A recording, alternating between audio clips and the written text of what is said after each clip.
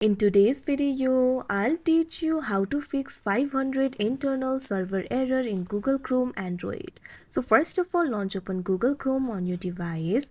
You can see over here Google Chrome has been opened. So if you're facing this error, at first what you can do is simply try reloading the page. After you do that, the error should be solved. But if the error still persists, what you can do is simply try clearing the cache of the Google Chrome. For that, tap on the three dots that you can see at the top right corner of your screen. Now after you do that, you'll be able to find various options over here. Tap on this option, delete browsing data, that you can see on the screen.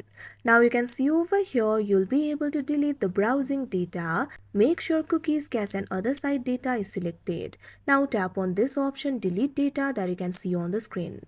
Now after you do that, the data will be deleted. Now after that, your problem should be solved. But if the problem is still not solved, what you can do is simply tap on the three dots again. Now after you do that, you'll be able to find various options over here. Tap on this option, settings, that you can see on the screen. Now you'll be able to access the settings. What you have to do is scroll down. Now what you have to do is tap on this option, privacy and security, that you can see on the screen. Now what you have to do is scroll down in this interface. Under the section for security, you'll be able to find this option for always use secure connections. So what you have to do is tap on it. Now after you do that, toggle this button off for a while. Now after that, your problem should be solved. If the error still persists, what you can do is simply try using the incognito mode. For that, go back. Now tap on this option, incognito, that you can see on the screen.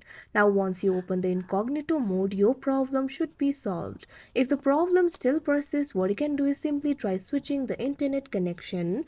Try switching between the mobile data and Wi-Fi. After you do that, your problem should be solved. But sometimes there can be temporary software glitches in the device itself. So in that case, what you have to do is restart your device. Long press on the power button. Now you'll be able to find various options over here. Tap on the option restart and the device will be restarted.